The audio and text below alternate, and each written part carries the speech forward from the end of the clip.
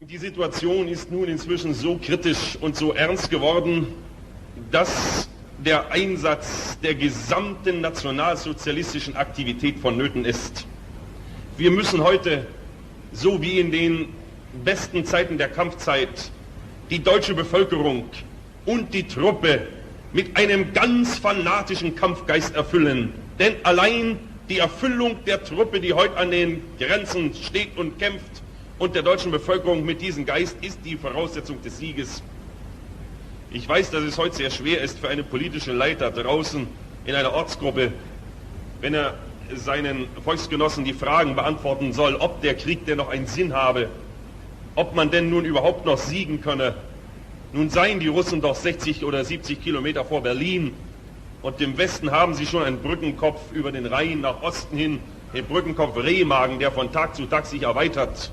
Und die Luftlage ist ja auch nicht besser geworden, sondern sie wird von Tag zu Tag schlimmer.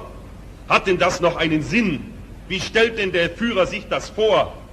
Müssen wir nicht kapitulieren? Müssen wir nicht nachgeben? Können wir den Krieg überhaupt noch siegreich zu Ende führen? Und so weiter und so weiter. Darauf ist eines zu antworten. Das, was der Führer in jeder Rede, in jeder Proklamation, in jeder Auseinandersetzung sagt, die Situation mag sein wie immer. Eins kommt für uns nie in Frage. Kapitulieren niemals. Das kann auch nicht sein, Parteigenossen. Denn eine Kapitulation, wenn wir ihr zustimmen würden, wäre gleichbedeutend mit der Aufgabe von uns selbst und mit der Aufgabe unseres gesamten deutschen Volkes. Solange ich selbst noch an meinen Erfolg glaube, und das ist für uns hier in dem Saal Versammelte die Hauptsache, solange ich noch daran glaube, kann keine Situation so schlecht sein, dass sie durch tapferes Durchstehen am Ende nicht doch gebessert wird. Ich kann allerdings nur dann für den deutschen Sieg überzeugend eintreten, wenn ich persönlich nicht inzwischen zu Hause die Koffer gepackt habe, sondern selbst noch an den Sieg glaube. Nicht, wenn ich mit dem einen Auge immer schon nach hinten schaue, ob ich nicht einen Freund in der Schweiz oder unter den Amerikanern habe, sondern indem ich bedingungslos genauso wie am ersten Tag, an dem ich meinem Führer die Treue geschworen habe, an seinen Stern, an seinen Sieg und an sein Recht glaube, kämpfe und am Ende mit ihm es auch durchsetzen werde. Die Feinde haben vor uns einen unerhörten Respekt.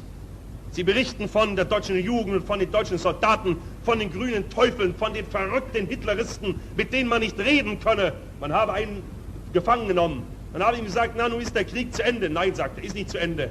Ja, ihr siegt doch nicht mehr. Doch, wir siegen, sagt der Gefangene. Darauf sagt dieser Reuter-Jude, ja, wie wollen Sie denn siegen?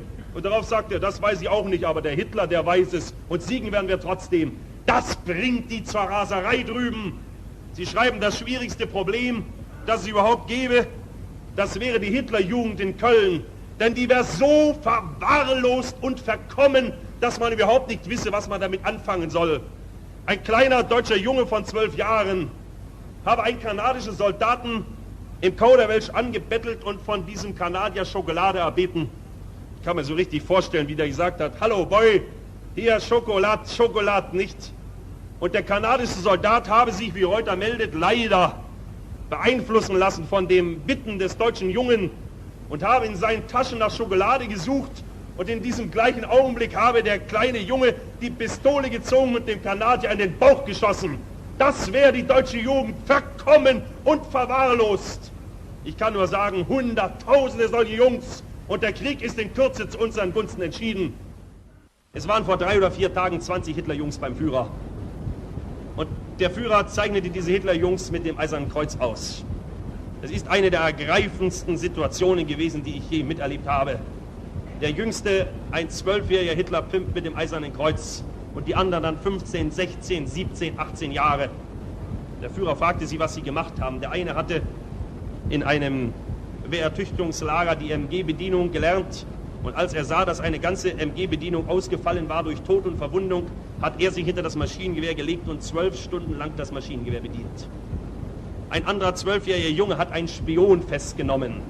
Und als der Führer ihn fragte, wie er das festgestellt habe, hat er gesagt, er hat den obergefreiten Winkel auf dem falschen Arm getragen, mein Führer. Daran hat der kleine Kerl festgestellt, dass das ein Spion ist. Das sind unsere Jungs. 20 davon standen vor dem Führer. Von denen fragt niemand nach einer politischen Lösung und ob unser Material noch ausreicht, sondern von denen fragt jeder nur nach der Durchführung seiner Pflicht und seiner Schuldigkeit.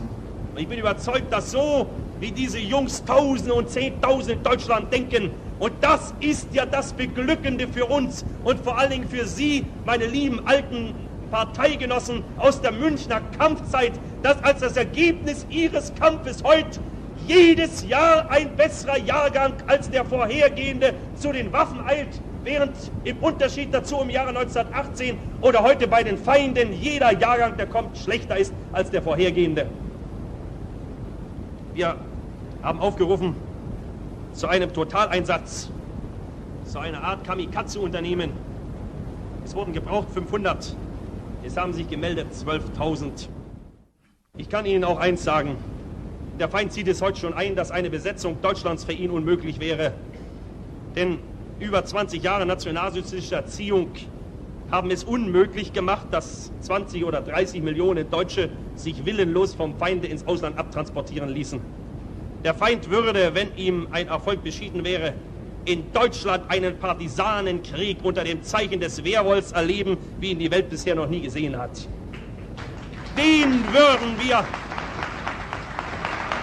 Den würden wir eine Götterdämmerung aufspielen, von der sie sich heute überhaupt keine Ahnung machen. Wenn wir Deutschen es nicht einmal fertig brachten, in Polen die Partisanen zu beseitigen, wie wollen dann die Angloamerikaner es in Deutschland fertigbringen? Dass Köln verloren ist, ist traurig. Köln, unsere heilige Metropole. Aber auch wenn Köln verloren ist, dann ist Deutschland deshalb nicht besiegt, Parteigenossen. Wir müssen neue Opfer, neue Kämpfe, neue Zeit vom Feinde fordern. Tag für Tag und Monat für Monat. Er muss wissen, wir geben nicht nach. Es ist unmöglich, die Deutschen zu beseitigen und die Deutschen zu besiegen.